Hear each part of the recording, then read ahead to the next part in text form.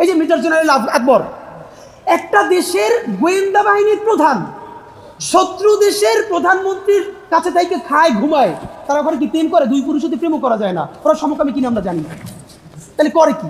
এই বাংলাদেশের তথ্য কোথায় এখন নাই? এরপরে হাসিনা সেখানে আসে, মানে করে কি? সব থেকে ভয়াবহ হলো কবি, সে হাসিনার নিরাপত্তার সাথে ছিল, সে গিয়া সমস্ত তথ্য দিয়ে এরপর আবার বাংলাদেশে আসছে। এখন আমরা শুনতে পাই সে নাকি 2 দিন আগে পালাই গেছে। আপনাদের মাধ্যমে জানতে চাই, অসমর্থিত জায়গা থেকে আমরা শুনেছি এই ওয়ারেন্ট জারির একদিন আগে আর্মিকে জানানো হয়েছে আগামীকালকে যেহেতু ওয়ারেন্ট জারি হবে আপনারা তাদেরকে পাস করে দেন, এবং ইতিমধ্যে তাদেরকে সেই ব্যক্তি দেওয়ার পরিকল্পনা চলছে, সম্ভবত কয়েকজনকে সেই ব্যক্তি দিয়ে ফেলা হয়েছে। এইরকম গুম কমিশনের ভয়াবহ মানে বলবার মতো না, এইরকম একটা ডকুমেন্টারি আসার পরেও বাংলাদেশের প্রধান রাজনৈতিক দলগুলো বিএনপি, জামাত ইসলামী, তাদের অফিসিয়াল ফেসবুক পেজে এই এজেন্সির বিরুদ্ধে, এই গণহত্যাকারীর একটা অংশ আর্মির, তাদের বিরুদ্ধে তার আমরা কোনো প্রতিবাদ দেখি নাই। এবং মিডিয়ার যে ভয়, মিডিয়া, আমি আপনাকে বলি, গত 50 বছরে বাংলাদেশের আদালত যদি কোনো ঐতিহাসিক কাজ করে থাকে, সব থেকে সাহস নেওয়া সেই 5টা কাজের একটা কাজ হবে এই জেনারেলদের বিরুদ্ধে ওয়ারেন্ট জারি করা।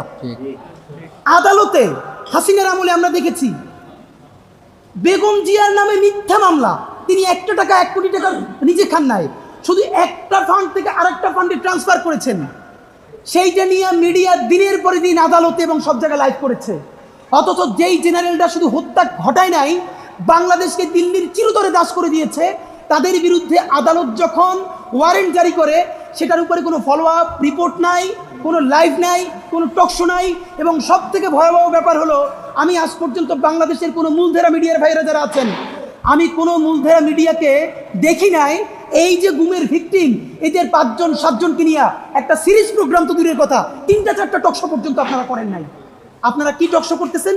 প্রতিদিন প্রচুর মব হচ্ছে, আর মব তো করছে আর্মির এই গ্রুপ যারা আয়নাঘর ভাইঙে ফেলছে, তারা মব করছে।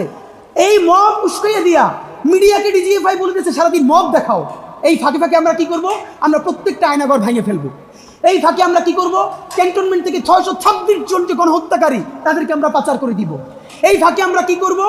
আপনি ভাবেন এদেশের নিরাপত্তা কোথায় আছে? এই রাষ্ট্র টিকেই রেখেছে আল্লাহ আর কোনো, এইখানে 18 কোটি জনগণ, এই জনগণ ক্যান্টনমেন্টের জনগণ নয়, এলিট জনগণ নয়, এই জনগণ ভ্যানওয়ালা, সবজিওয়ালা, শিক্ষার্থী, শিক্ষক, বাংলাদেশের আপামর জনগণ।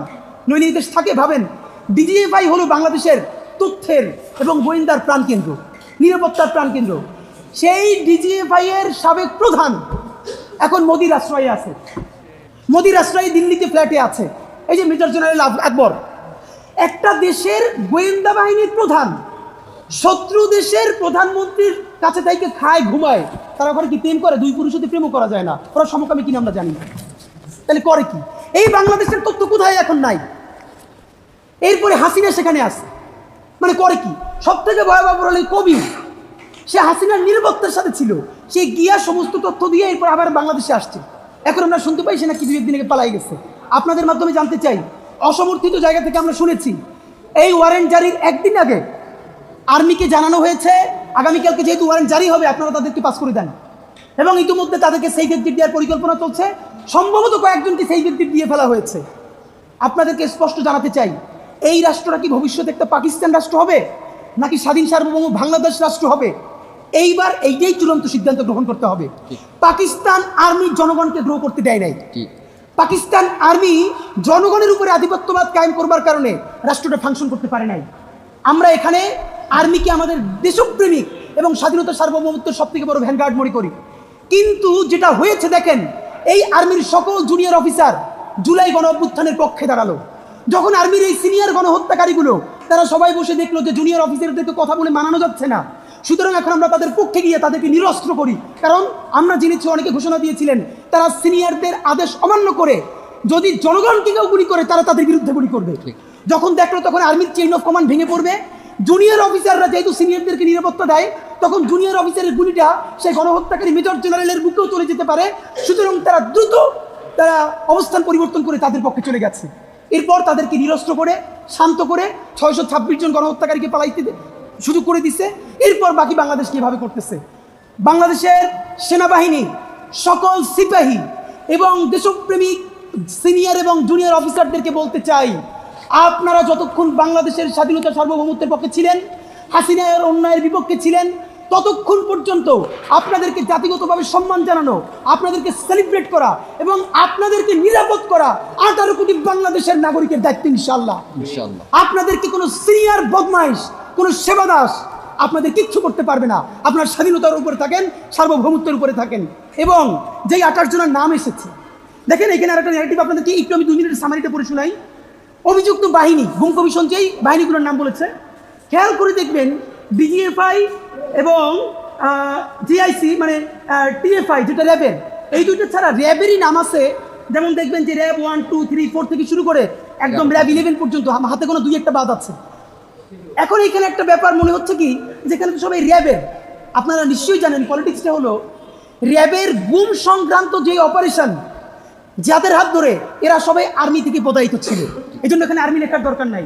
খুবই কৌশলের সাথে যাতে সরাসরি অ্যালিগেশনটা আর্মির বিরুদ্ধে না যায়, কারণ আর্মির বিরুদ্ধে যদি যায় তাহলে পিস কমিশনে তাকে নেওয়া বন্ধ হয়ে যাবে, ব্যবসা বাণিজ্য ক্ষতিগ্রস্ত হবে। এই জন্য সরাসরি আর্মিকে না রেখে তাদেরকে র্যাবে প্রদায়ন করেছে।